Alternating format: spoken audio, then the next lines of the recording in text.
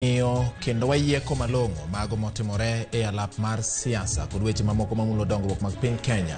Waketo gi ratil gi yaut luo ma bende konyowa ng'eyo gini to en yo mane makolu to weche gi nyalo bedo ni kelo ber ne jopiny kata ang'o manyalo miyo weche gi okel ber ne japiny. Ramogi odhiambo ma kawuono ratil odiechieng' mar 19 nyaka nyocha chak dwe mar 2.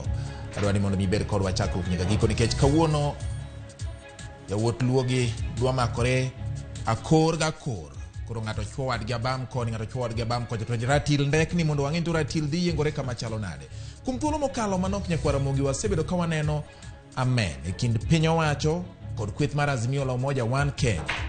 Ng'ama biro yudo ber bang' weche miwacho e kind ji ariyogi? To be nitiere gima ber manyalo wuok mapiyo ma japiny nyalo neno godo lokruok e kinde mangima bende koro thoth oganda ywak ni ngima oridore. Odhiambo ni yiena mondo mi arwak wenda an ka kod wuod luo Fredrick Okango kachiel kod wuod luo Omulo Junior. Gikore yo makare gin yowuoyi mosiepe to kasa makoro chopo kar ratil kanya Ramogi tiyudo ga koro ng'ato ka ng'ato ywa mana kochomo kore wacho ni ng'ama dang'o pien ng'ato ka ng'ato ywa kochomo kore ka bulang ne losre. Odhiambo ma kawuono yiena mondo arwak gini machiegni Okango. Erokamano Ramogi jonga ko uduto kendo amor mar loso kodu kawuono. Erokamano ahinya. Omulo ni bende machiegni. Amoso nyikwa Ramogi ni oimore uru kendo wan kanyakla e ng'wejni. Erokamano ahinya. Adwa chako gi weche ma otenore kod gik ma kaka piny Kenya dhi sani. Nyocha waneno ka chak gi weche mag alam. Ng'ini lemo ber. Kendo wacho ni leme ma Nyasaye winjo kendo ma Nyasaye duoko. To oganda jo Kenya lemo ma bende samoro jomoko nyalo chechni to lemo gi bende gin ma imogodo Nyasaye adier nikech kiwinjo kata samoro kuom gik ma wachore alam. To yudo ka igeto godo kata mana jodolo bende koro geto kweth moko mag siasa. Ni kaka lemo mokalo achiel kuom jodolo nowacho ni wadwa ni wakuong chunje mamiyo jomoko bedo ni ok nyal yie gi systems mag piny Kenya.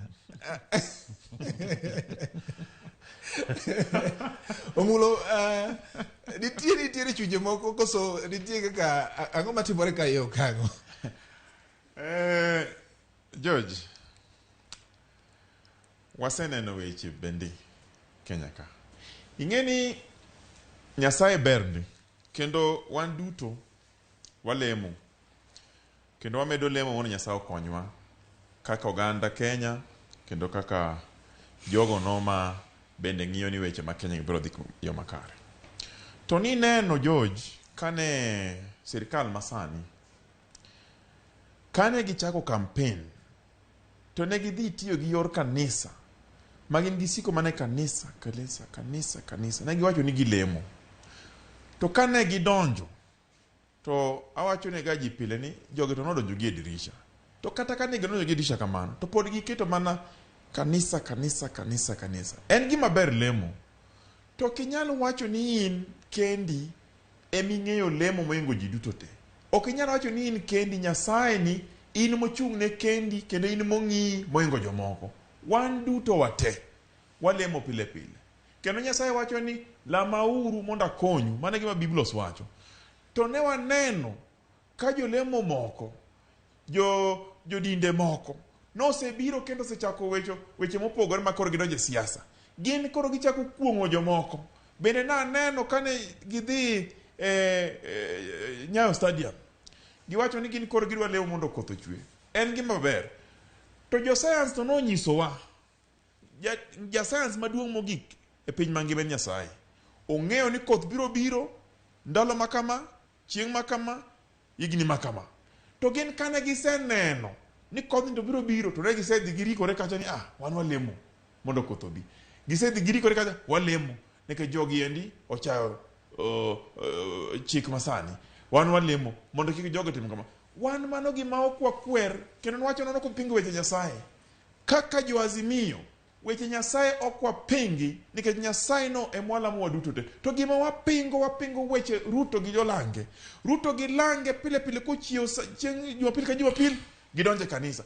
Kar mondo gilam Nyasaye obongo nyakalaga mondo kel kwe mondo kel weche dongruok, mondo duok nengo gi mapiny, to gin giwacho mana weche Raila Odinga e kanisa. Kar mondo gilam Nyasaye mondo rowere oyud tich, gin wacho Raila Odinga e kanisa. Kar mondo giwach weche mabiro kelo dongruok e gwenge ka gwenge, to gin giwacho mana gikwedo mar Raila Odinga Azimio. Omulo nwaneno kutiyo tich maber, udhi kacha, udhi e kanisa, chieng' Jumapil ka Jumapil, wan wakwayou. Koro weuru gi weche Raila Odinga, wereuru gi Azimio, lemuru mar adiera nikech wan juma mabiro ni koro wasewuok.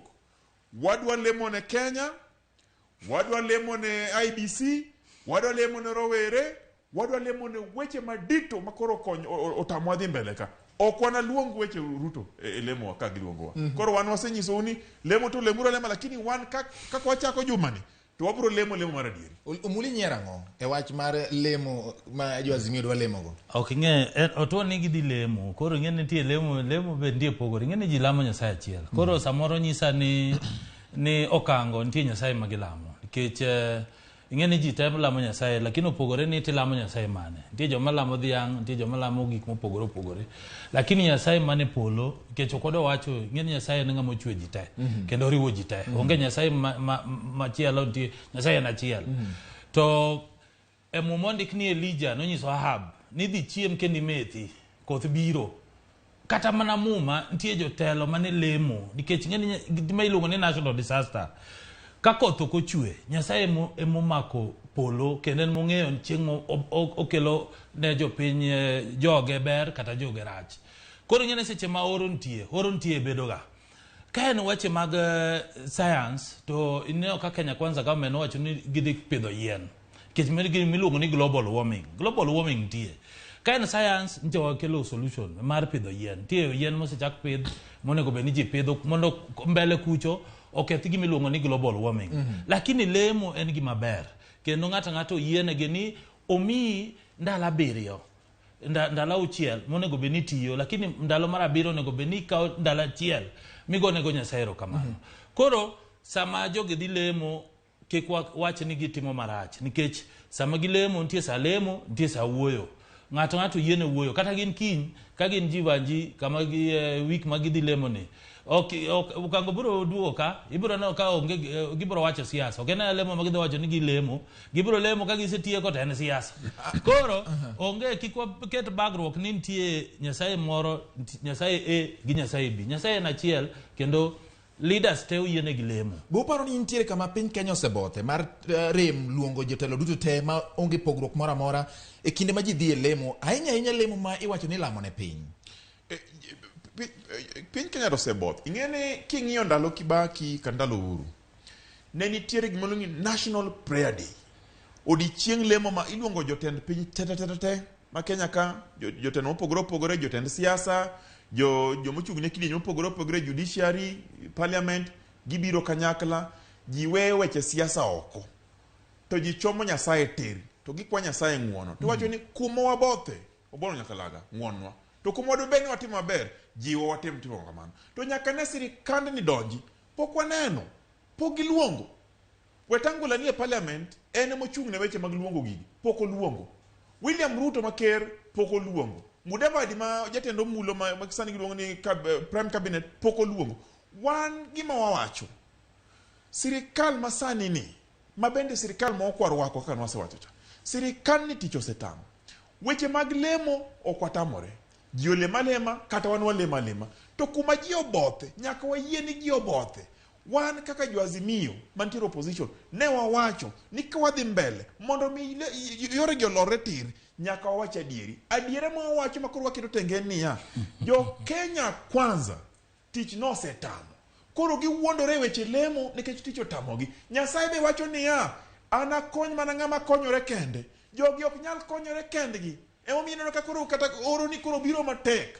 Koro gichako wacho ni koro gin gima ging'iyo ni Raila Odinga momono koth biro. Koro gin gima ging'iyo Raila Odinga emomiyo koro polisi pok omed pesa. Koro gin Raila Odinga emomiyo rowere pok oyudo tich. Mano gima Gachagua wacho pile ma wang'eyo. Emomiyo wakwerogi sama odhi e kanisa, kaka ne gidhi e kanisa kawuono. weuru wach Raila Amolo Odinga, chomuru Nyasaye tir gi richou, gouru chongo piny, kwauru Nyasaye ng'wenyo makosa mosetimo duto tete, en ong'wonu. To mogik, maduong' mogik, omulo gilangu, nyaku ng'e ni kuma koro wachomoni, wasetimo rally 10, tineno kako oganda no wuok oko, to giwacho ni wang'ni onge dok piny nikech ngima dhi malo, onge dok piny nikech rowere onge tich, onge dok piny nikech mafuta ni malo, mogo ni malo, to magi gik duto tete mane giwacho ni ka gibola mo mapiny ni to giduoko piny. Otamogi. Koro Nyasaye konowa niya, ni nyaka wakony joma konyore kendgi. Nyasaye kono kaka jo Azimio koso Nyasaye konyo oganda ne. Kono jo piny mangima ni anakonyu kukonyoru kendu. Omulo bera mosomulo gine ka opi modhi. Iwinjo George. Yes. Atemo lero ne nyikwara moga Juang kaka jogi rendore e weche lemoni. Ng'ato ka ng'ato nigi ratiro mar lemo. Inyalo lemo sani, saa 7, saa 8, saa 9, saa 10, saa 10, inyalo lemo. To negin, ka gidonje e kanisa, e kalu mar Nyasaye, kar mondo gikwa Nyasaye ong'wone richogi, kar mondo gikwa Nyasaye okony Kenya, kar mondo gikwa Nyasaye mondo oduok ngima piny, otelnegi, Kenya bed achiel, to gin gima gikwa Nyasaye ni mondo Azimio we rally. Gima gikwa Nyasaye mondo Azimio kik tim gik matimo. Mano gima wan ok wadwar. Koro wadwa nyisogi ni juma mabiro ni wan koro wachomo lemo tir, to gima wadhi lamo George, ngima ni malo, wakwa Nyasaye oganda duok piny. Ka ji dhi yiero IBC selection panel makoro ne gikelo ni, wan wacho ni ok wabi donje wechego, to wadwa ni mondo jo Kenya, Nyasaye otel ne jo Kenya mondo mi obed gi IBC maratiro, IBC maonge bade Jose Kamago, IBC maonge Chebukati machielo, IBC maonge jomoko makoro kelo weche akika keogi. Mane gima wadwaro. To maduong' mogik, kwe. Ne wawacho ni bura mora ma Azimio dhi timo, en obet buch kwe, onge koko, onge ketho gimora mora, to wadhi mos kwa muol nikech Kenya ni kokethore, to kethore ni waduto te. Ok en Kenya kwanza Kenya. Alright. Omulo ni idwa ingi wach mo. An ng'eni gik ma okango wacho ka winje. An awinja ko nikech an akia gimota mowacho. Ng'eni Kenya kwanza kano donje loch, Ruto nochako lemo kata kapok obedo president. To gima gitimo iluongo ni Thanksgiving. Magimbe giwuotho gitimo Thanksgiving. Joma nchogone gi kura, gigone giero kamano. To gigone giero kamano sama gidhi e kanisa, to nti pastor yalo ilemo. Ang'o mamono gidhi e chiro? Ang'o mamono gidhi e chiro mondo giwach ni wan ka uno biro kuom Mama Mboga, wagone Mama Mboga erokamano e chiro. Mama Mboga ing'eyo samigo Thanksgiving, ikakiloso national event, mano gimong'eyo. Ing'eni nyaki kel leaders te, engage coordinator, jomanogo kura, leaders mantie te.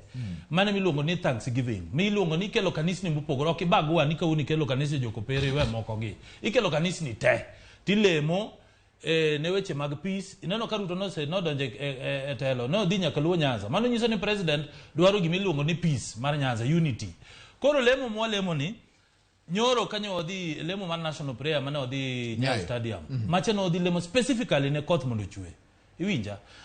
Onge lemo mwacho ni national prayer itimaga dichiel e higa. Nitie national committee maloso gi. Ng'eni gini okango gini gima gido kwede gimora mora ma okigada ni plan ni jomage mantim. Ntiga parliament committee mar parliament matimo prayer no.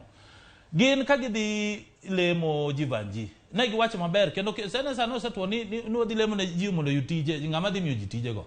Ginye giwacho ni gidhi lemo ne IBC. IBC ni dhi lemo ne Chebukati ginosede. Commissioner midhi los gi. Parliament nyose kalo sheria, manyose Ruto nyose kete koke. Gini sama gidhi lemo no to jomoko dhi loso IBC. Ng'eni nitie gik moko e siasa ka nitie gik masesome George Bat. Kendo kada wuondo jopiny. Nitie siasa mitedo malo, kaso siasa moro imiyo jopiny chiemo. Jopiny wuondo gi gik moko ma wiye, lakini jomo malo ka ong'e gima timore. Koro gin ging'e gima timore maber ni sani onge gimonego bed ni ging'iyo ni sami the lost process mar panel mar IBC. Manye gisichako go koko maber ndi. Ere kaka ginyalo bedo magi participate, magi ng'iyo ni IBC ni kikelo to gimbe gin gi patch gi wangi e IBC no. Nikech kanjo tamo gimo kikalo wacha i PPG.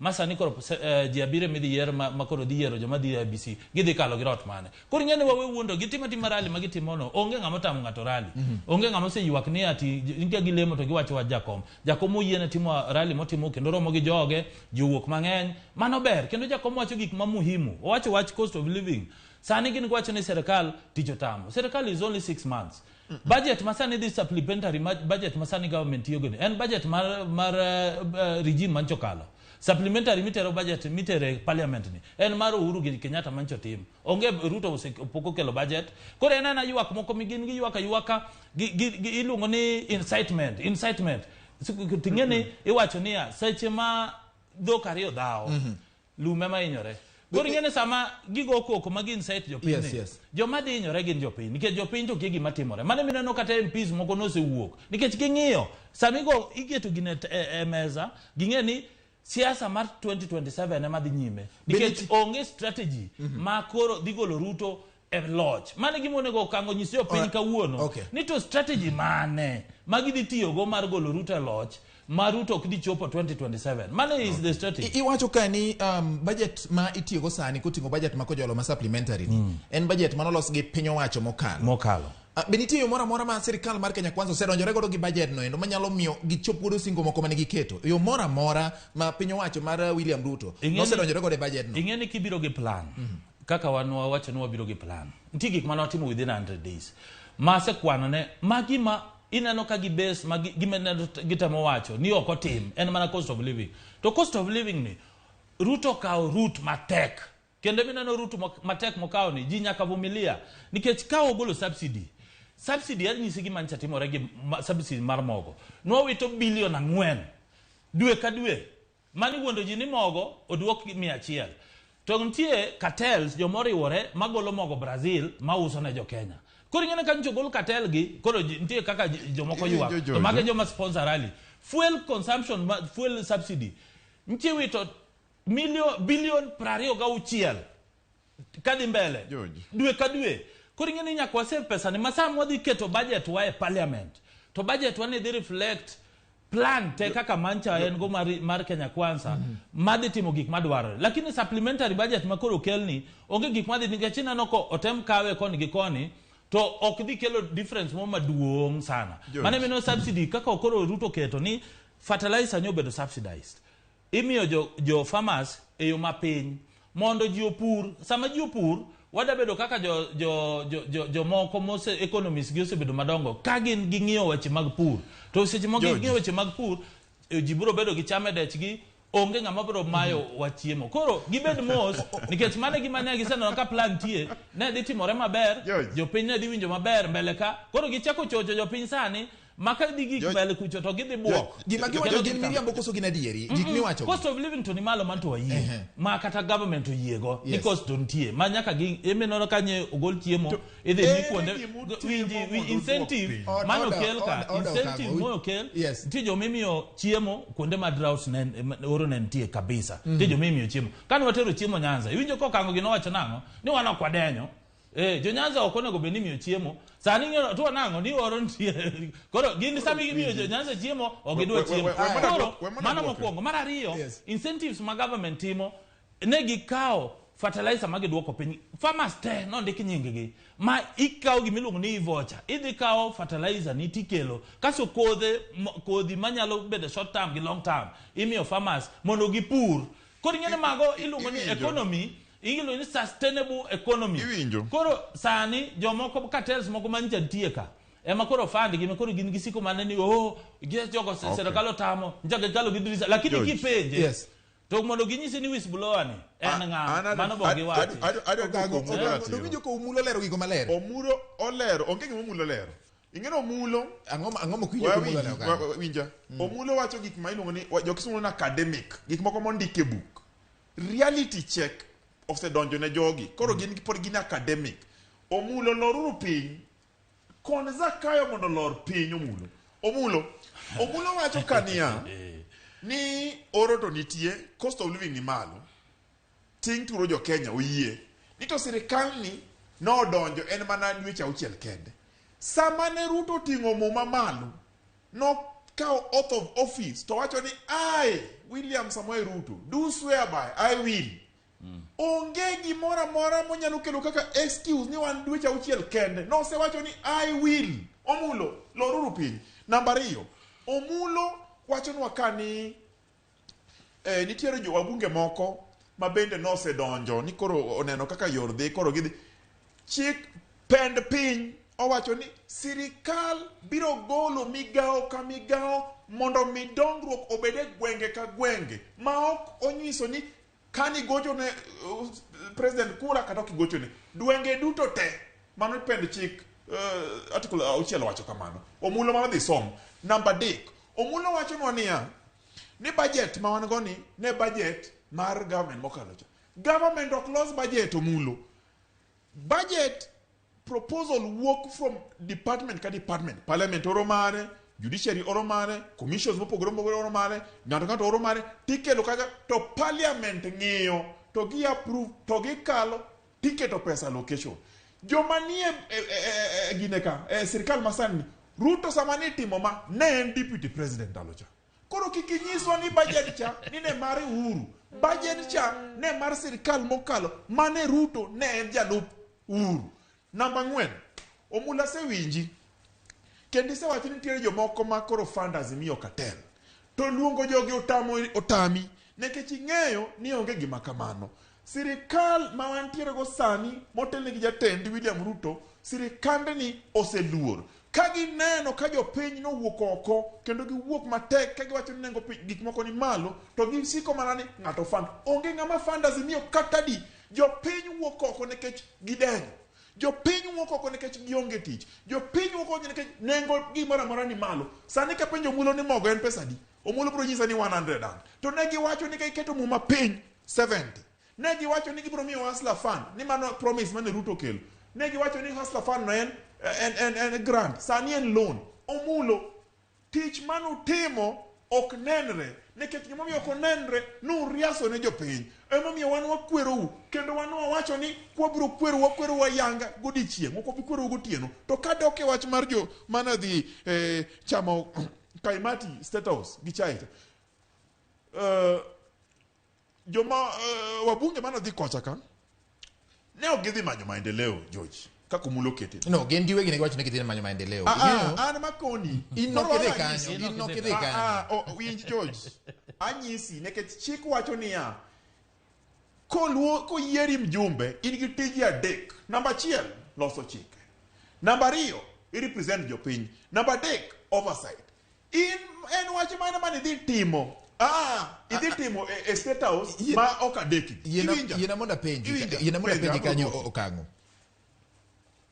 jogi dongo yier gi jopiny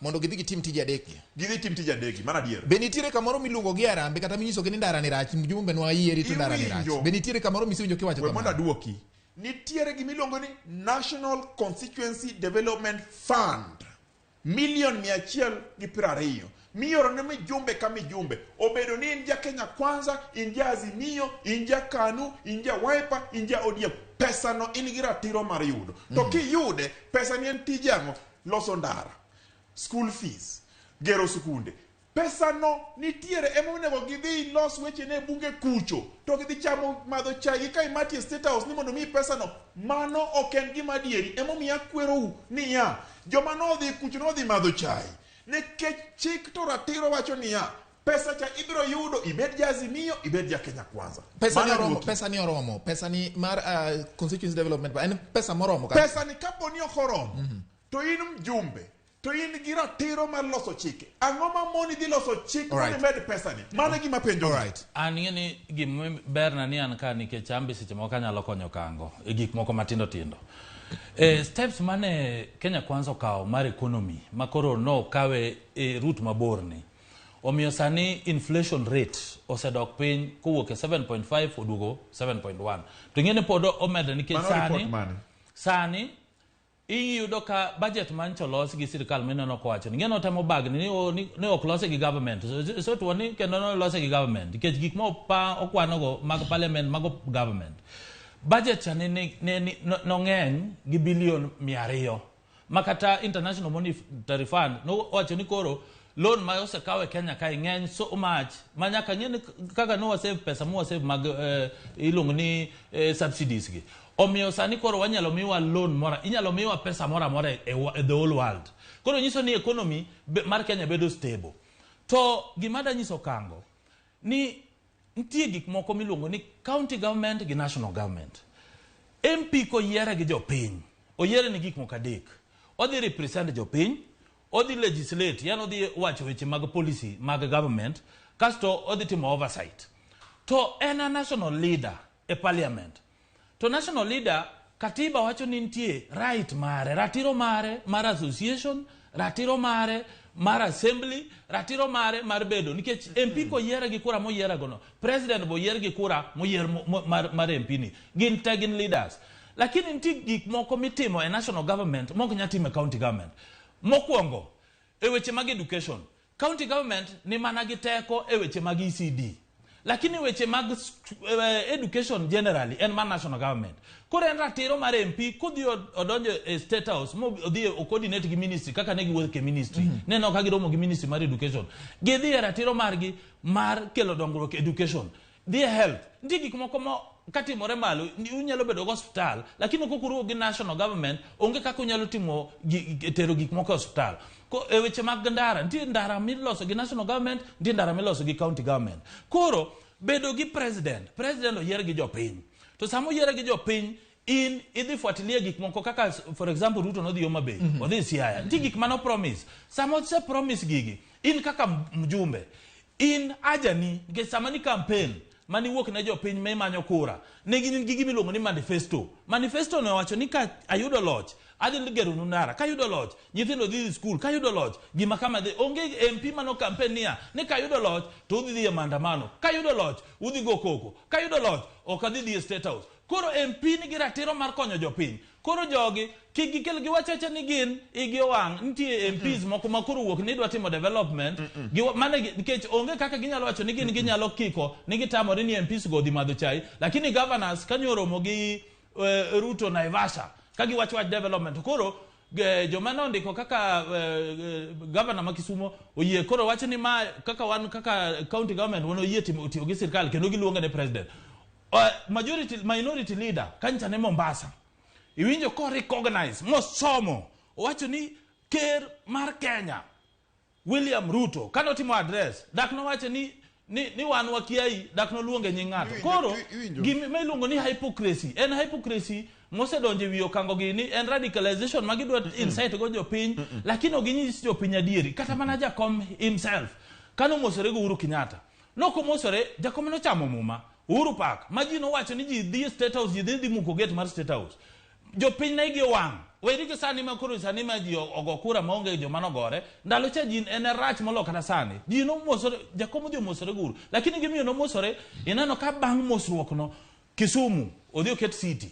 Uhuru de wacho ni Kisumu city odhi los gik matimore port development railways no los ndalo moi lakini koro Kisumu city odhi los gik machalo railways odhi los gik machalo meli moko man kanyo ilo ka development no wuok e Nyanza koro wan gi mwang'iyo kaka Nyanza gin gigoga siasa lakini giwe MPs mo wacho ni dwa tiyo gi government otiye gi government mondo konjo piny nikech japiny ema inyore okango omulo weche moko mang'eny to weche gi bagi ing'eni kawane shoka ratil be en ratiro mondo bende wapuonjo ganda bende mondo ng'e adiera adwaro kono mulo nitiere migewe adi mag chike mag piny wacho Kenya ka county government to gi national government to chik to wacho niya national government biro tiyo gi county government on the basis of mutual consultation and cooperation tieni gibiro winjore koro kineno ka governors romo gi national government onge tabu nikech mano chike mowacho onge kuma chiko wacho ni mondo mjumbe okel maendeleo uriri okel maendeleo kabondo ka sepul okel maendeleo karachuonyo ni nyako dhi state house onge namba 2 king'iyo weche importation mitimogi weche importation gi itimo gi cronies mag jo Kenya Kwanza government king'iyo mos kendo jogi endi gidwa privatize gimoro amora nyaka dams gidwa privatize nyaka sani koro neka ginego Sony Sugar ginego Nzuia ginego Mumias jogi dwa private gi mondo koro mi cronies gi mano gi mwange emomiyo wan wakwero gi ratiro mondo mi Kenya osong mbele nyaka owacho adiera mowacho kawuono George niya wan okwatamore owacho gimoro nitiere right of association okwadagi inyalo dhi romo gi president mugo mbaka unyalo madho chai gimoro to kikidhi ni dhi manyo maendeleo association no wayie titim kudhi to wuoto maendeleo moro wach maendeleo moro wuoke koro nyaki wang'e ni ratiro mar chik dwaro niya ibed ja Azimio ibed ja Kenya Kwanza ibed ja KANU chik wacho ni maendeleo cha piny owacho nyaka tere e gwenge ka gwenge e Kenya mangima okonyiso ni nyaka ibed kanye kawuono ni winjo ka Rigathi Gachagua wacho ni sani gin gidwa miyo ji tich gibiro miyo mana Kenya Kwanza mulo gilangi gimiyo koro chieng' magichopo magitieko koro ka ging'iyo jo Azimio piny ka iwinjo gechego mago weche lewe kier pile wan gima wadwaro George yes waonge wach gi joma dhi madho chai gi kaimati waonge kudu gi wach to adiera ma nyaka wang'e en niya kane oyieri Lang'ata kane oyieri Uriri ni mondo itine jopiny to jopiny dwaro niya sama no yieri ni ere ndara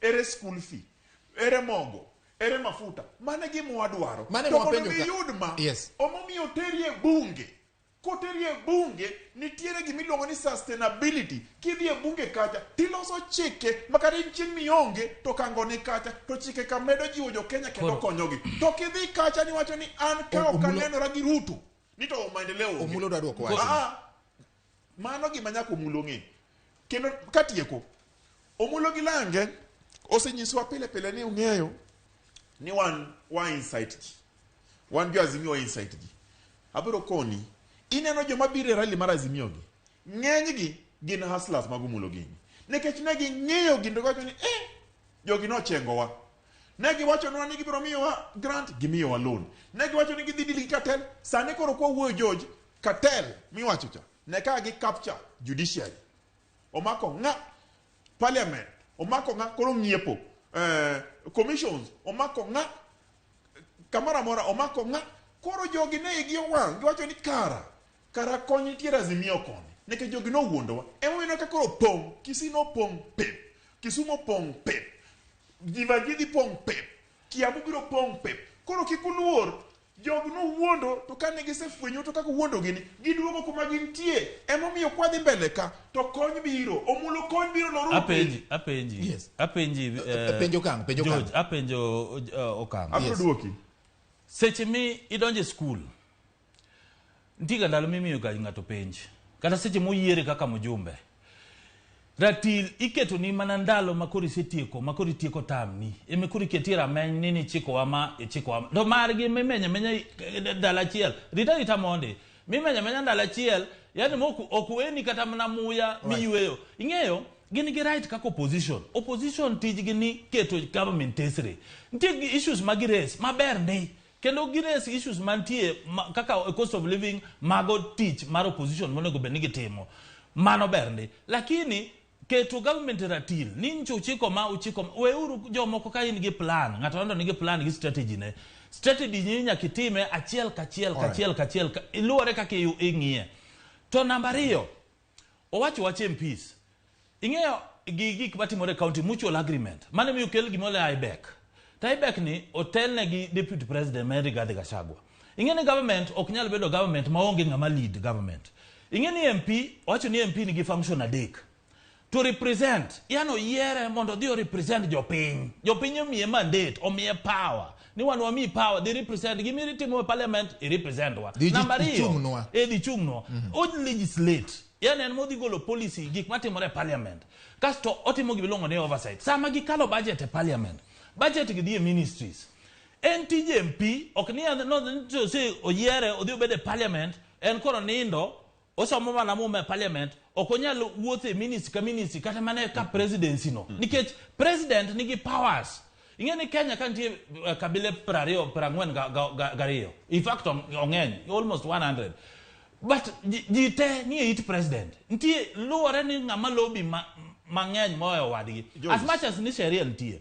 Mano kata ne timore gi jakom ni ne jakom bed ne jakom president ntie joma nyaka osiko mane jakom ngene ncheche kwa gima kama Homa Bay to wa paro ni etimno kama ngene mano en right en tradition mose bedo katimore Kenya ko ken US ngene democracy no say advance koro gi beda gi MPs matimo tijgi otimatima tijgi to mogik kikuket ni uchikuruka uono ni yao nuwa mako judiciary sani Kenya Kwanza gimano wachiko ni namba 1 kwa donje kama Kenya Kwanza donje government namba 1 all the appoint judges njo obed appointed namba 2 police debate independent jogi timo tijgi kaka gitimo tiji kono kikuket ni kanga to timo tije ntie kaka digi kanga to timo dire ngene mano watemo expand gimilungu ni democracy to democracy no kanja odomiyo gi office mar opposition the same members of parliament yuak ni kopo no mi opposition leader office okni office ni create na ngata chiel lakini en odo model ma do bede government kata government mabiro lakini kan ni do ket opposition office mar opposition sani MPs oderonia ni mano office no bro tieko teko mar leader of minority koro winjo office no bogidwa koro gimagitimo gibilungo ni disruptive opposition matimore kata mene UK nikech Kenya kae en a commonwealth countries opposition yudo ko opposition leader wacho weche mag policy lakini gikmi wacho rallies magin citing jopiny to kunyis jopiny adieri mane gimok timre kendo okango tiek wachni mondo adonje wach machielo katieko wachni onge ngamo insight omulo wacho maber ni kidonje school itiegori tinoni bang'e to kapoko noni bang'e nitie gimoro ni continuous assessment test metimo ni ni kat ng'e ing'i bang' ndalo 100 timango ndalo 200 timango mane gimo watimo ne jogi kwana ang'o ko timo ndalo 100 ng'iyo weche mag tenda nitiere jomoko wajumbe moko mane okoro ng'anyogi moko nitiere gi kanyo mabende no osikaw tenda moko madongo mag milion madhi 100 mano kinya waonge gi report no waonge go waonge gi report omiyo mage propaganda waonge gi ko waonge gi report kunyalo kelo gima kamane ratio onge facts iwinjo oda omulo iwinjo wan gimo wang'eyo George wang'eyo ni jogi ticho tamo to ne giwachonwa ni gidwaro robust opposition to ka wakelo robust opposition to giywak e bwo kitanda to gima winjo opposition leader mowacho ni mondo milose e yo makare ma jopiny oyiego nyaka dhi e referendum gin gidwa kawe gidirisha kaka ne gidonje odni mondo gikele through parliament watamore okwara yienegi emane gima gidwa timo to ka gikele to gikele yo mare nyaka ukele ing'eni BBI ma koro gikelo giliyo ko mos e parliament gini nyaka dhi e referendum omulo weuru lieko gigi nikech koro neno ni ukonyo onge gimo konyo wago jopiny ema dwaro gigi sama jopiny dwaro to gidwaro gi e yo mag chik dwaro ni mondo mi create that office nyaka dhi e referendum chik dwaro ni mondo mi jopiny oyud ndara oyud weche school oyud sikunde osiptende nyaka mjumbe cha los chike mabiro siro migawo makamano e gwenge ka gwenge ok ni nyaka dhi e state house wano kwatamo jogi dhi e state house state house inyalo dhi inyalo mogi Gachagua inyalo mogi Ruto unyalo madho chai unyalo go mbaka ng'amo dagi onge to kiki dhi kata ni kiwuok to koro iyopong mfuko ni opong ni wan koro no dhi loso maendeleo oda okango weche mi wacho moko nitiere ma okoyangore koro samoro mago koro pachi wuon no pachi ratil now okango kinyalo wacho kadwa diro penjo machielo iwacho ni piny owacho mar Kenya Kwanza nowacho ni gidwaro a robust opposition nyiso ni opposition manigi mbi manigi thuo kendo nyalo gwero kendo nyalo nyiso piny owacho ni mae kamidhie marach mae kamidhie maber wasiri ka watamore ka mana adier omula ng'omo manye od opposition ma nitiere ywak chich nitiere ni piny owacho modonjore Jubilee kendo koro chuoyo jomoko yolo ni gipi mondo oketh opposition mano dwaro mondo bed robust ni ang'o matimore ang'o mumanyo kum jo kana oseyud telo ang'o makende manyo kende opposition onge ng'ama manyo ng'ato ndo nigi ode to sama ng'ato loso ode wan ok owuoye onge kama ondik ni Ruto nokawo lwete oketo e Jubilee oseromo gi jatend piny William Ruto mane giromo mago nitie ng'ama onyisi ni agenda magi wacho ni wadhi ketho Jubilee giwacho mokwongo ni wan kokoro watiyo gi sirkal gimatimore ni ng'at mane Jubilee no ema joka nigo gi ich wang' nikech en okawo budget onyiewo sufuria gi kijiko omogo e kor yamo ng'eyo siasa ka siasa ndalo mane nitie handshake kata mane partner nineno kan tie jomoko mano biro kwalo party dak nigi wuoye ing'eyo ma iluongo ni democracy within political parties ma en osebedo secretary general mar party ong'eyo ni nitie gimiluongo ni register of political parties kaso nitie gimiluongo ni constitution nitie constitution mar chama koro ka jo register of political party ng'iyo chik mane constitution mar chama cha manyo oseng'iyo ni joka nobedo piny according to gima gindike katiba magibedo magigolo gitiro ng'acha oko ememiyo Kioni no dhi gimiluongo ni tribunal mano oseketo temporary orders ni mondo gidong'i chikno kano luwe maber mano gima ging'eyo koro onge gimoro ni Kenya Kwanza oketo lwete e wach Jubilee kane MPs go wuok MPs ka 30 ka no wuok nikech ginano ka agenda ma sani okango gini timo onge mbele ne onge chiene nikech gimomiyo na penjo ing'eni ka en campaign ma 2027 okango wachacha ni wan kech kata Ruto beno chako mana campaign immediately ma second term mane kane deputy president kiwacha ni wan wasichako campaign mbele ka wawuoyo gi jopiny 2027 wakawo lojni nikech nitie gimiluongo ni ka ng'ato popular nyaki inyalo depopularize yani inyalo kete makoro ok obed popular mano gima ginyalo timo iduogo mbine koro ka giduogo mbi Ruto ni en 2027 giwacho ni gi campaign lakini ka giwacho ni giluorore and then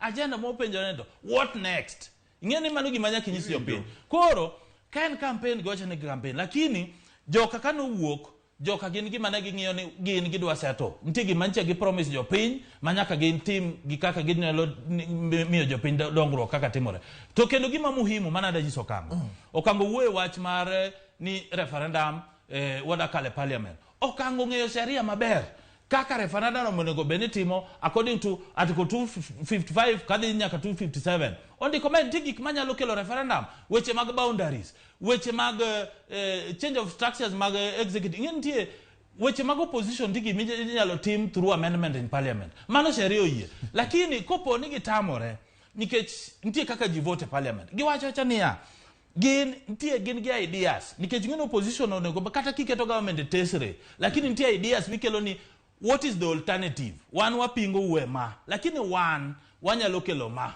sirkal nowacho ni gin gi plan koro model mina ne loso ni en model machalo kaka mar UK nikech democracy nyaka dhi mbele sama ng'ato yie ni wadoro opposition mapek ok wacho ni wan wadoro opposition mag insight ji odwaro opposition mawacho ni namba 1 nicho chiko jopiny ma wadwaro ma namba 2 nicho timo kama wadwaro ma gima gitimo sani gima gitimo okang winjo gin gi ywak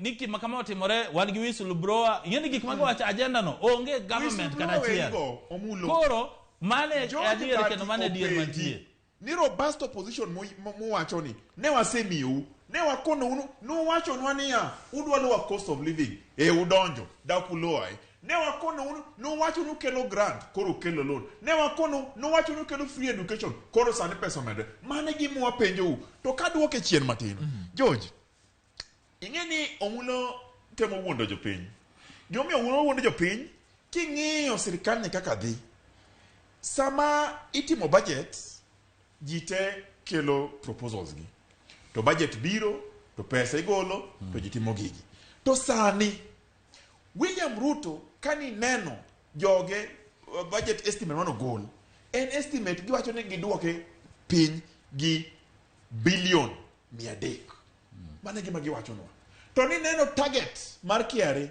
otamo gi chopo kiare otamo chopo target ang'o momiyo nikech economy dhi marach sani kadin manege siling 5 ofuko ka to ok bed dakadek oserumo te tiende ni okinyal keto estimates projections ma unrealistic tiende gi ok bed timore emomiyo wanyiso jogi ni loruru piny un malo biuru piny ka kama jopiny nitieni biuru piny ka mondo wawinjre kodu namba 2 wacho position ni ok wadwa wache sani nikech omulo wacho ni article 255 to 257 Oriok olosa yanga aning'ena setimo constitutional amendment mang'eny punguza mizigo BBI giga ng'eyo kidhi 255 to wacho ni mondo michor ndalo ma kier nyalo bede e office referendum gimoro amora momulo structure mar devolution referendum gimoro amora momulo commission referendum gimoro amora momulo human rights article chapter 4 referendum to king'iyo structure mar parliament gini no mulo nikech gini gidwaro mondo ikel opposition leader mabede parliament ging'eyo ni gini ok bi timore kendo jopiny ok bi yie kokalo gi dirisha mar parliament. Nyako dhi ir jopiny. Emomiyo gidwa wuondore ka ni wan ne wamiyo opposition dira ni odagi. Wadagi nikech nyaka jopiny yiedh wachno. Katieko. Yes. Omulo gi lange nyaka koro ng'e ni sa adhi. Sa uongego. Dweche 6 onge change. Gimoro amora man gin gik moluongo ni the plan. Gima nigi chike the plan ni. Gisiko mana ni judges. Hasla. Nitiere gik mane gisingo. Mang'eny. Ni wacho ni bang' ndalo 30 ubiro kelo quasi judiciary mondo mi state capture. Gine makoro gidhi capture state proper. Sani king'iyo departments te obedo captured. Ineno ka itimo gazette notice. Revoke appointment mana ngane kama appoint ngane. Ineno gik magitimogo magi state capture te. Koro mulo gilange. Wadugo kanyo. Wabiro wadaka uyo moro matin kende. Kaka mimake gono. Kaka yienge no yienge. Wadugo kanyo mondo wang'e niya. En state capture koso restructuring. Mano penjo. Mano ni mondo wapenj kanyo mondo wang'e. Mana kisungu. Jakwara Ramogi. Wadani wakaw yogi kanyo mokwongo. Nikech ma era Ratil. Ratil an kakoro yawut luare an gi kodo mulo junior. Kanyakla koda Frederick Okango. Gini yawui mabeno siwuothe siasa kae. Gise mulo konde mag siasa. Gise ringe kendo gise bedo machiegni gi jotelo ma osebede siasa ka kuom thuolo malach. Omiyo wapuonjore kodgi mondo wang'e ni to kama koro piny Kenya odhieni. En ang'o ma piny owacho dipo ka sanyal moro nyalo kiere. En ang'o ma kweth mbende keto piny owacho tese poko bedo ni ong'iye gi wang' machielo. Tang'o ma piny owacho omo kweth maketo piny owacho tesre. En atonga mane manodong'. Madipo ni gineno kuom jogi. Ma giparo ni koponi gi yuagi machiegni nyalo konyo godo. Wakungo kaw yueyo mar yudo weche manyien e yo machiek ka wang'isi mago ma wahiko ni koromo saa 3 e wang'e. Kik idhi mabor, ma en Ratil.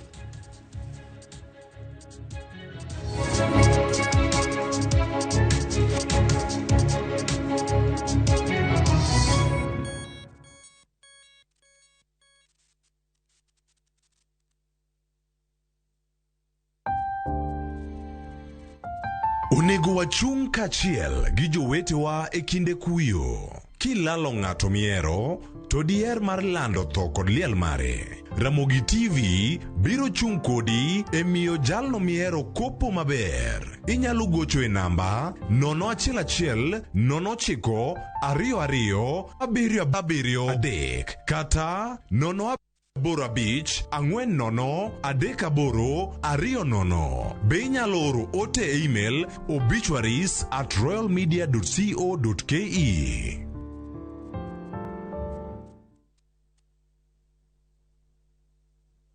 Weche manyien muoch pile ka pile, kumora mora kendo samora mora. Anyalo rito mondo anene kata asome, kata anyalo bedo e kind joma kele. Gi simba mar smartphone, Citizen Digital en reporter mar jopiny. Seche mantie wach motuch maparo ni nyalo moro oganda.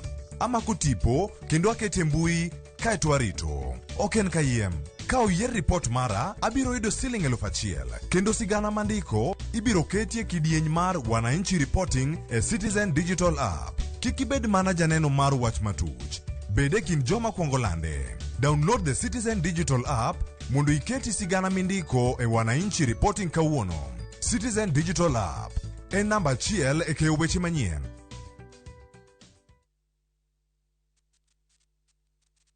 Twende Maju na View Travel. 5 days Dubai or Zanzibar from $600. 5 days Mauritius from $900. 4 days Seychelles from $1,000. 5 days Malaysia from $1,500. 5 days Thailand holiday from $1,100. 5 days Cape Town from $1,000. And Bali 5 days from $2,200. Call 0703-254-254 or email connect@viewtravel.com. To fly Maju, pop.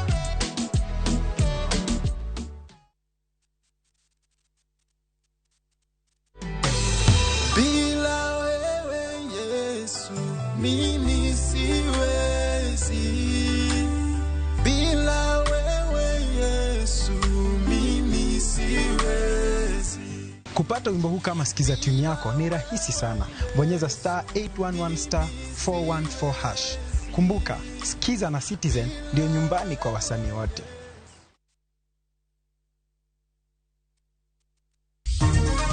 Jotim nonro ka kemrio yango ni kit suna moro sieko manyalo kelo midhiero mar medruok mar malaria e pachoka. Ilikuwa kwa ofisi kama kawaida kazi yetu. Watu wakakuja ambaye walikuwa wengi sana. Wakaanza kutufahamia. Wakiwa wanasema wao wanapewa support na serikali ya Ruto. Jiaparo yudo hinyruok bang' tulo moche kin johera mag ODM kod UDA e kaunti ma Kisii. Helbni kik kete obed gi matek nikech king'iyo joma wuok kata Nyanza kacha nyithindo wuok kuonde ma e family ma odhier kabisa. E report makende kawuono warango chal mar chenro mar siro jopuonjre ne somo mag mbalariany kod kuonde tiegruok madiere.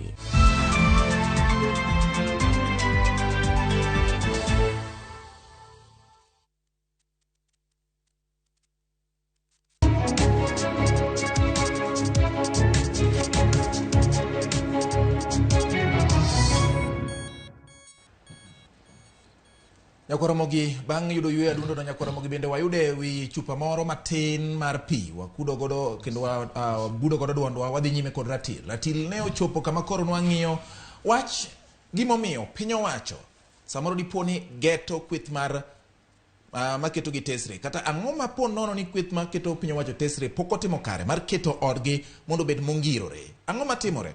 Ne nitiere gima ne okang'o wacho ka mano wacho ni nitiere gimiluongo ni loko chenro kaka nosebeta penjo ni to nyalo bet ni en state capture koso en restructuring mar neno ni giyudo kaka ginyalo ringo kaka piny owacho ringo mane kama ne wachope kanye mwachope George erokamano koro gima natemo wacho neno George jogi no wacho ni ka gikete keta muma piny ni to gibiro deal gi state capture nekech ndalo cha regime mokalo cha mar Uhuru Kenyatta gi William Ruto ne giwacho ni piny owacho goyo gi marach, timo gi marach, keto gi koni, mako gi, tero gi koni, tero gi e court.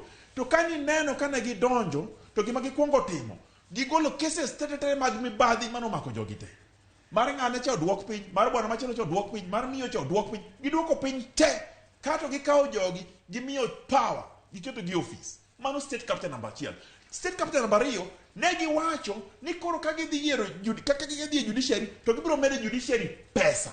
Mondo mi judiciary obed independent. Mano gi maber, lakini sama kore timo kamano, to macha be mar government machielo, timie pesa mang'eny mondo mi kik opingi. Mano state captain number 2. State captain number 3, kane gidonjo, to gichako ng'iyo wajumbe ka gweno ming'iyo chiro.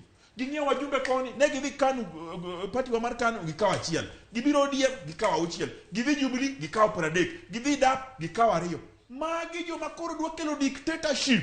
Nikech sami neno gini, gima ging'iyo niya, nitiere gimore katiba kachiro ni 2/3 threshold. Gimora mara mikalo mondo mi okal mayom e parliament nyako bed gi threshold mar 2/3. Bende usepenjru ka nitiere gimoro ma diponi nitiere gimoro ma ok timre maber e opposition kata e Azimio. Siasa nitiere gi piny gi malo. Koro gik ma ok dibene timre maber to kaka joka ng'ato wabedo piny to waloso. To kineno ka ng'ato ni wuondo ni koro sirkal William Ruto ni wuonde ni in wabro keti governor 2027 asing'iewi ka gweno emnada ing'iewi ka gweno titeri tikori wuondi ni inibro bedo governor. Mano miriaso. Namba 2, gima timore sani mwang'eyo en ni jogi omulo gi lange dwa ng'iyo parties gi tete gidwa dwokwe one party state. Kenya en multi party, tiende ni en chik owacho ni nyako bed gi parties mang'eny man gi paro mopogore. To kinyalo wacho ni koro ka mano okidwar ni koro idhi e party ka party ikawa 5, ikawa 4, ikawa 2 mondo mi okonyi mondo mi bede gine ka. Gima obro neno machielo gibro chako loko kateba ni mondo gibede gi lock term limit mar president mondo gibedi kanyo nyaka chieng. Jopiny akweru. To kendo gimwang'eyo mwanene gweng Kaluo.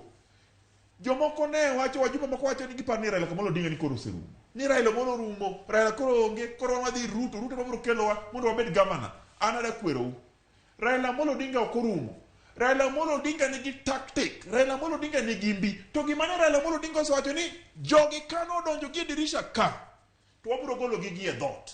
To mulo sikipenjo niya, ubiro golo wanade. Ere gike biro ler, korada ler no mulo kawuono kaka ubiro wuok. Jopiny koketo chiemo mesa to chiemo no koromogi.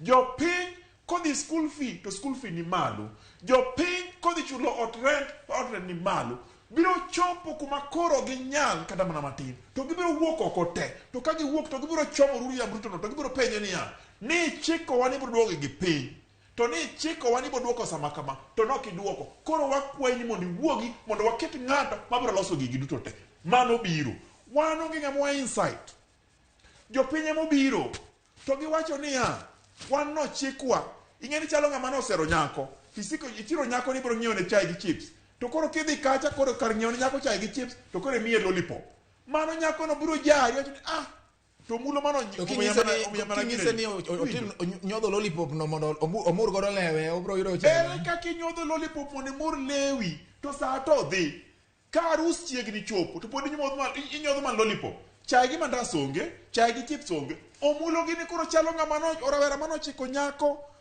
chai gi chips, to miyo nyako lollipop.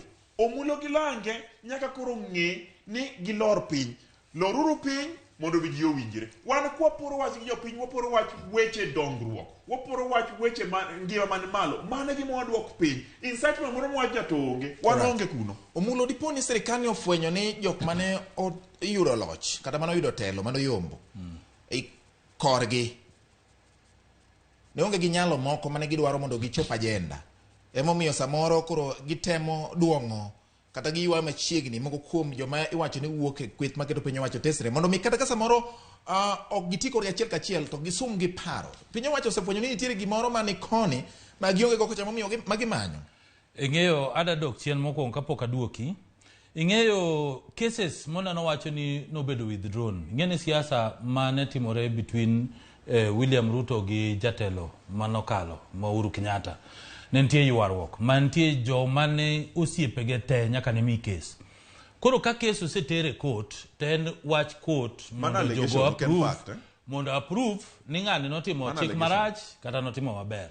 Koro gibed mos, ka ng'ato onge chik, sheria oyiene mondo gole oko. Mano ka gin gi wach moro ginyalo dok e court. Mar ariyo, kano wacho ni okelo state capture, ing'eni seche medonje government nyaka itim gima iluongo ni audit. Nyaka ong'e ni pesa notiyo nade, scandals mane nitie kaka KEMSA, jomage mano participate. Namba ariyo, weche mag subsidies, ng'amo chamo subsidy. Ing'eni seche ma pok idwa kelo state capture, mano gima nitie lakini ok en priority. Priority mar Kenya Kwanza kane watimo campaign. Nwatimo campaign based article 43 economic rights. Mineno giwacho nikech ng'ato nigi right mar chiemo, right mar nindo ot maber, mar wakruok maber. Gigo geno mar dhi school. To magi gik mineno watimo ni. Koro gibed mos. Ken plan mineno wacho ni planwa ni jopiny biro koso chiemo mbele ka ni koro gibiro wuok. Mano koro anada nyise ni mano wagone mos. Nikech mbele ka koth dhi chwe, ji dhi cham dhi bedo mang'eny, ji dhi yieng'. In fact seche ma gibiro jopiny odhi no jopiny moro yieng' ma wanonge kuma wadhiye. Koro mana nagone gi mos kama ne plan to mano plan maonge mbele. Mar ariyo, nyaka waluor jomo oyier gi jopiny. Nikech anyisi ni jomo oyier kaka MP nigi gik moko adek. Ing'eyo okango pok ochung' moyiere. An ber asechung' 2013 na manyo MCA kom mar Alesi ni. Alesi kende tek mok ber. Pok idhi MP, sama ng'ato yier gi jopiny momiye kura mar almost 50,000 kadhi mbele. Ng'ano nyaka imi luor. Mano miluongo ni honorable member. Sama oyier ng'ano kinya wacho ni en cheap ma en idhi nyiewe kaka ng'ama inyiewo gweno. Kendo ng'ene mano gima onego apologize nikech konya apologize opednwa mesa ka receipt ma nitie ng'ama no oketne pesa bank mano mi pesa. Namba ariyo, oketnwa video mano neno kimiyo ng'ato pesa, o mi MP, o mi mjumbe cha pesa. Wawe uru gimi luongo ni insight. Mage insight mine na wacho ka. MPs gi kodhi gin gi right gi makata kango sani wuo sani koponi sani Keruto nyalo gocho ne sani kata koponi oyiere kaka cabinet administrative secretary kino bi kae kino okobi wacho Azimio mano wach motieko kabisa. Koro privileges mag bedo neno president kata manager kom debed president oyiene MP mora kata mano ko supporte mar nene nikech ene ker mar Kenya. Koro wawe wacho ni MPs no nyiewo, o MPs ok nyal nyiewo, mago MPs nigi privileges gi mage parliament gin gi rights gi. Wawe uru miriambo gi inside jopiny. Question mani penjo.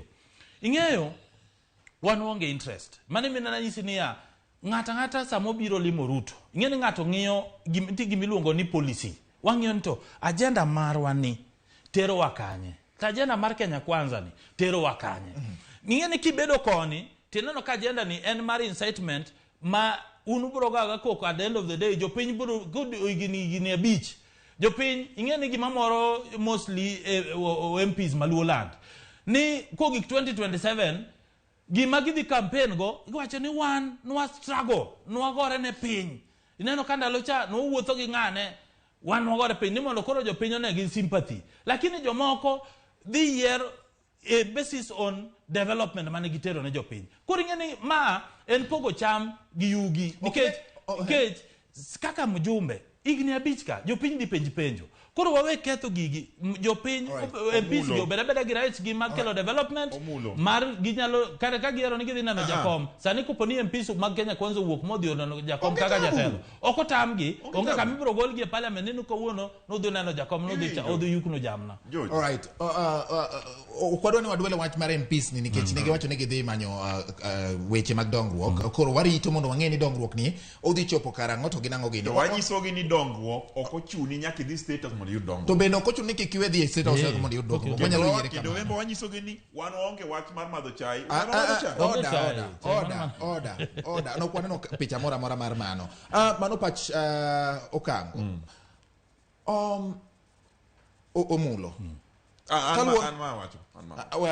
ibro wuoyo Omulo kaluwore gi ma jalup jatend piny Rigathi Gachagua wacho ni odwa ni gikwong gitie gi jo Kenya Kwanza okine kama en gima nyiso akwede moro onge gima nyisa kwede George Bati samo yieri kaka MP ntie gimiwacho ma kizungu wacho ni loyalty is rewarded in installment disloyalty is punished immediately wanyisi onge ng'ama nyalo konyi campaign ni kani campaign oyieri ne jopiny te nyaka yu development but ntie gimiluongo ni samiri structure government nyaka ibed gi jomo nyiewo agenda mari yani jomo ng'eyo ni plan agenda mari cha kaka manifesto manitero ne jopincha be giyiego be gin ge chunygi be ne gi participate koro ing'ene biro miyo agenda ni kata kikete mesa to dhi e yo manywe ing'ene ka uponi kao ng'at ma onge agenda mari okay inyalo kao ng'ato anywhere kata sani ndi kwani joma no yier kaka MPs former MPs manyaza mano mi bodska kwani gin jo Kenya Kwanza ok gin jo Kenya Kwanza ing'ene sama gisebiro magiyie ni ma agenda modwa ng'iyo mano nyiso ni un joma koro yie ni mae gima nyaka watim koro kinyal kawo ng'at mopingi iketo miyo policy ni mondo dhi drive ni policy ng'ano nyalo ketho ni koro mane gima timore nyaka samitimo restructuring nyaka iket mana jomo yie ga agenda mari ta agenda na mete mano gima ne timore ndalo Moi neno ka Moi ne nyalo yiero minister kawuono kinyo bedo fired mano gima nyalo timore kata mana sani idwani wadok kanyo mane ok onya dok kanyo to mane system matimore kata mana Kibaki no biro gi joge aya kata mana gine gima Okango gine pok wayudo space mar bede government kata jakom kane bed laro kom mar ker nyose miyo jomoko waziri nyose wacho ni jo ne minister maland Eugene ne minister mar no se miyo ji lemo ni neno ja Kenya Kwanza mano mi lemo kanyo koro kanyo mano siasa ma kikwa ketre loyalty is rewarded mar kato Kango sani ko bedo MP die mana jok mochung kodego mo obaya agenda gero emanya ko bedego Okango okipar ni wach mar jatend piny ni en gima nyiso pogruok maduong' ahinya nitiere principle moro mar pen chik mawacho niya sami yiero ji e apis mar jopiny public jok miyierogo nyaka reflect regional and ethnic diversity of the people of Kenya tiende ni jogwenge duto tetete kuonde ma giyae nyaka ikel sura mar Kenya to ni neno kitimo gazetment joma ya kuonde mana kocha to gi koni mana kocha gi koni to joma ya gwenge mamoko ka to ere mane gima wapenjo koro mowacho ni mano capture mano state capture namba 2 Omulo osewacho weche mang'eny to gima Omulo wiye wilgo Omulo ni en owadwa kendo an en osiepna kabisa na lemo ahinya kako gore jo Kenya Kwanza ni sama ni dhi yier bel kani be gipare Omulo ni nikech you see onge tiendo Omulo mondo bika ogo koko to jogi to yiero to we Omulo konuru joka ni bise tiyo negi mondo wan bende wang'e ni kar Omulo ni ne tiyo negi maber gi yier nikech wacho ni loyalty is rewarded koro wadwa in kaka in loyal ni wadwa mondo ne to wige mabiro be gibiro riwadi. Number 3, waonge gi wach gi ng'ata mbunge mora mabero paro maber mawacho ni en odwa kelo dongruok la ng'ata, odwa kelo dongruok Uriri, odwa kelo dongruok Ahero kata Kisumo, waonge go. To gima wawacho, Omulo no wacho kania party ka party nigi chike ne. Nitiere chik party miluongo party constitution, then nitiere gima iluongo ni Political Parties Act, chik mar party te, then wan gi katiba. To kisomo gigi duto te to wacho niya ok inyal siro migao mar party machielo ka ine party maka. Tiende ni mano chiko tamore. Koro kan jogi ok odhi e duond bura machielo. Onge ng'amose to gisiro migao ma okel gi party machielo. Omulo wacho ka yanga George niya ok inyal yiero ng'ato ma onge agenda ni. To chik mar parties to wacho niya sami manifest idea mar ng'ama ni e party machielo cha, tiende ni you shall be deemed, ibiro ng'eni kaka ng'ama osewuok e party cha. Emomiyo indiko ne gi barua tinyise ni bilernwa to ni wacho nang'o sama ne dhi kacha. To ka party yudo ni onge makosa to onge wach. Wan gi ji mosedhi kaka KANU ni neno kamketo dhi kucho ineno tena. Koro wambe wang'eyo gik matimore. Ing'eyo watieko George Mbati. Ing'eni sama agenda tamo kango nyako penji ni to an yiera kanye. Ing'eyo olemo na maber ndi kendo mano to mora ndi. Lakini okango ng'e maber ni an already an gi tija matiyo. Koro obed mos oling thi ka jenda setame moro wache TV nikech gene mano osewache di ng'eny. Lemo no to ber ndi koro obeda mos nikech mbele kae gik moko biro change. Koro gimante mosemo wacho wach political parties onge ng'ama no manifest party moro mar ng'ama chielo. Ing'eni romo gi ng'ato mano ko jiso ni ng'ato timo richo. Koro giwere mos gibed mos agenda mwadwaro niya wate wadwa ni jo Kenya oriwre, wate wadwa ni jo Nyanza oyud development gi Kenya te kaka dware obedo ne gigo kura kata no gigo kura development nyaka bede Kenya. Erokamana watieko gi wach moro mamuol ka watieko ratil moro ratilo cha kuduo kendo wayude ka koro diedo ke kokethre ne juma manyien pod en mana ratil. Piny Luo yuago wuoi Ker Willis Otondi jaduong' ma bende ne okedo kendo keto oganda Luo kamoro achiel. Wach mogik achiel monyalo wacho e kinde ma oganda Luo yuago Ker Willis. En watimo mos ahinya no wawito jaduong' Otondi, jaduong' mane riwo joka Luo kanyakla kendo weche siasa nong'eyo, weche dongruok nong'eyo. Walemo ne joka Willis Otondi Nyasaye oritgi seche ma gin gi weche mag kuyo makama kendo walemo ne oganda Luo mondo mi wayude jatelo kendo machielo mabiro tayo kwa dhi mbele. Weche siasa, weche dongruok okanipogi. Koro wan wang'iyo mana ni mbele kaka mwadhiye wanabed gi kwe to kaka Mulo wacho cha kwe maduong'. Wabedo gi kwe waduto te to kata siasa kwago siasa mar kwe. Omiyo kata ki weche Azimio gwadhi adhia mos nyaka nwachake onge koko. Koro beduru mos kata lemoni wabiro lemo mana gi. Alright, wach mogiko. Wamba go atimo ne mos ne joluo kendo mar wito ker. To gima dwaro ni ker mabiro wadwa ni oket e weche mag siasa kende. Wadwa ni Luo gi timbegi, weche machon mane ipuonjo ji. Yine jo matinde tindo mabiro onego beni puonjo chike mag Luo nikech Luo te otudore gin wede, Luo gin wede kendo ne giwuok ka jo Ramogi. An kaka nyakwaro ji joteko no wacho ni piny osewacho. To wan wanyiso ni piny to osewacho. To gin manyiso kango ni sisi hatuna haja kuwapiga teke. Yakwara mugiro kama na nyoku mpetera mugitiri ma ratil no kayo wuot Luo mosore kanyo ginyiso chia mar bedo achiel kata winjruok. Giwacho ni siasa seche moko ginyalo go siasa malo to piny koni ginge kaka giwuoyo ni kora mogi miyo siasa kikel pogruok. Wang'ima ni to ginang'o gini mako tim kata ko wache nyalo kelo lokruok ne ngima. Erokamano ratil biro kendo juma manyien chieng' Jumapil ne in ma iketo wang'i kendo igowa jeke ratil ka poj gi pak wenda poj gi pak ilojo go mosiro chenro ni nyaka kine thuolo machielo nyinge en George Bati oriti masane.